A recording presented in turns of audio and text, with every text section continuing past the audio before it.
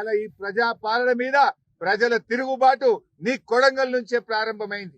నువ్వు అక్రమంగా అరెస్ట్ చేసి మా నరేందర్ రెడ్డిని జైల్లో పెట్టావు కావచ్చు, మా కేటీఆర్ మీద కుట్రలు చేస్తావు కావచ్చు, కానీ తిరుగుబాటు ఆగదు. నిన్ను ప్రజలు గద్దె దించేదాకా కూడా వదిలిపెట్టరు అని హెచ్చరిస్తా ఉన్నా. అయినా దేనికోసమే ఫార్మాసిటీ? ఆల్రెడీ గత ప్రభుత్వం, మా ప్రభుత్వం ఉన్నప్పుడు 14,000 ఎకరాల భూమిని ఫార్మాసిటీ కోసం సేకరించినాం. ఆడబెట్టు ఫార్మాసిటీ.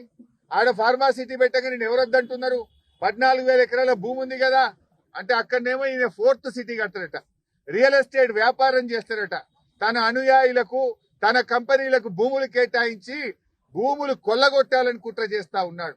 అక్కడ రియల్ ఎస్టేట్ వ్యాపారం చేసి డబ్బులు సంపాదించాలని రేవంత్ రెడ్డి కుట్ర చేస్తా ఉన్నాడు. ఈ భూములేమో ఫార్మాసిటీ కోసం సేకరించిన భూములు రియల్ ఎస్టేట్ వ్యాపారం చేస్తారట. కొత్తగా జహీరాబాద్ లో కొడంగల్ పోయి దళిత గిరిజనుల భూములు లాక్కుంటారట. ఇందిరమ్మ రాజ్యం అంటే ఇదేనా? ఏం చెప్పింది ఇందిరమ్మ? ఇందిరమ్మ దళితులకు గిరిజనులకు భూములు పంచితే ఇందిరమ్మ ముసుగులో రేవంత్ రెడ్డి ఈ రోజు దళితుల గిరిజనుల భూములు లాక్కోవాలని చూస్తా ఉన్నాడు.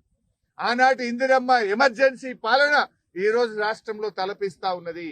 నువ్వు భూములు గుంజుకోవడమే ఇందిరమ్మ పాలన?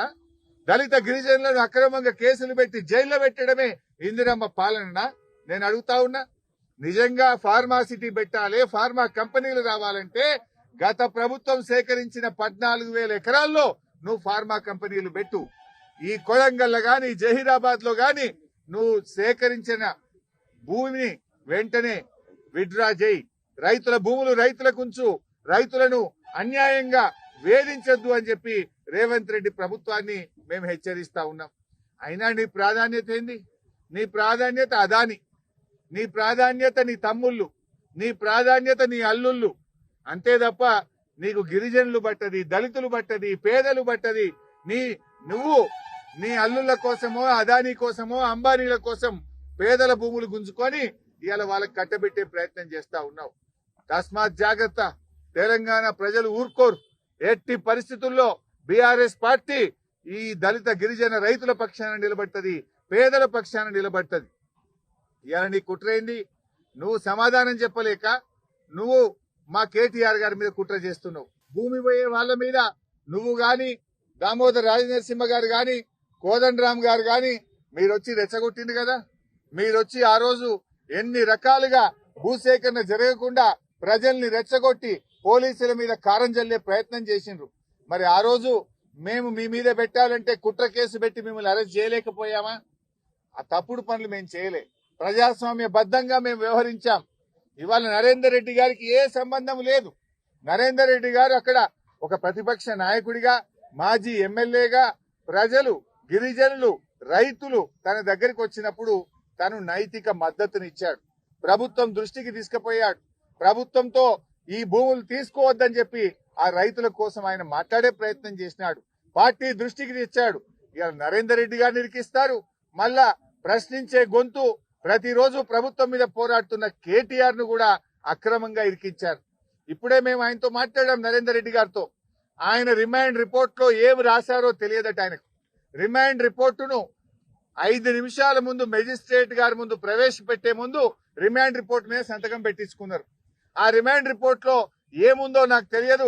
జైల్లో పొద్దున పేపర్లు చూస్తా ఉంటే రిమాండ్ రిపోర్ట్ లో కేటీఆర్ గారికి కూడా దీనిలో ప్రోద్బలం ఉన్నదని, కేటీఆర్ గారు ఎన్ని డబ్బులు ఖర్చు అయినా పెట్టమని చెప్పినట్టు వీళ్ళే రిమాండ్ రిపోర్ట్ రాసి, రిమాండ్ రిపోర్ట్ లో చదివే అవకాశం లేకుండా సంతకం పెట్టించి ఇవాళ తప్పుడు రిమాండ్ రిపోర్ట్ రాసినారు. తప్పుడు రాసిందని చెప్పి నరేందర్ రెడ్డి గారు మాకు చెప్తూ ఆయన చాలా బాధపడ్డాడు. అసలు నాకే సంబంధం లేదు, నాకే విషయము తెలియదు, ఈ అన్యాయం అసలు రిమాండ్ రిపోర్టు రాసే ముందు నాతో మాట్లాడలేదు, ఏమి రాశారో చదివే అవకాశం నాకు ఇవ్వలేదు, రిమాండ్ రిపోర్ట్ లో ఏముందో నాకు తెలియకుండా ఒత్తిడి చేసి నాతో సంతకం పెట్టించారు, అంతకుమించి నాకు తెలియదు. ఈ విషయాన్ని మీకు చెప్పడమే కాదు, నిన్న మెజిస్ట్రేట్ కూడా చెప్పాను.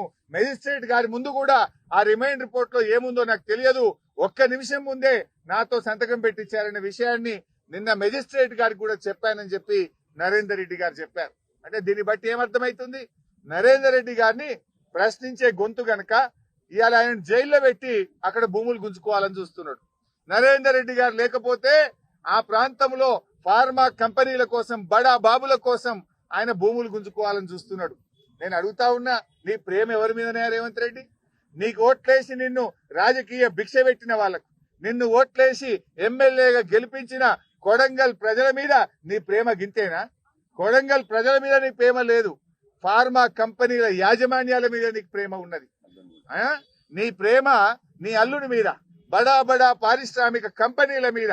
అంటే నువ్వు ఏంది కాకులను కొట్టి గద్దలకేసే ప్రయత్నం లాగా, అంటే రైతుల నోర్లు కొట్టి గిరిజన రైతుల భూములను అక్రమంగా గుంచుకొని ఫార్మా కంపెనీల బడా బడా బాబులకు ఆ భూములు కట్టబెట్టడం కోసం నువ్వు పనిచేస్తున్నావు. ముఖ్యమంత్రి ఉన్నది ఇందుకేనా? దళితుల గిరిజనుల నోళ్లు కొట్టడానికేనా? పేదల భూములు గుంజుకోవడానికేనా? ఇదేనా అని మేము అడుగుతా ఉన్నాం. నరేందర్ రెడ్డి గారు ధైర్యంగా ఉన్నారు, ఆయన ధైర్యంగా ఉండమని చెప్పి బీఆర్ఎస్ పార్టీ ఆయనకు పూర్తి అండదండగా ఉందనేటువంటి విశ్వాసాన్ని మేము ఆయనకు చెప్పాం. తప్పకుండా న్యాయం గెలుస్తుంది, ధర్మమే నిలబడుతుంది. నువ్వు అక్రమంగా కేసు పెట్టచ్చు, మమ్మల్ని జైల్లో పెట్టచ్చు, మాకు న్యాయం మీద నమ్మకం ఉంది, న్యాయస్థానాల మీద మాకు నమ్మకం ఉన్నది. మా న్యాయవాదులు తప్పకుండా పోరాడతారు.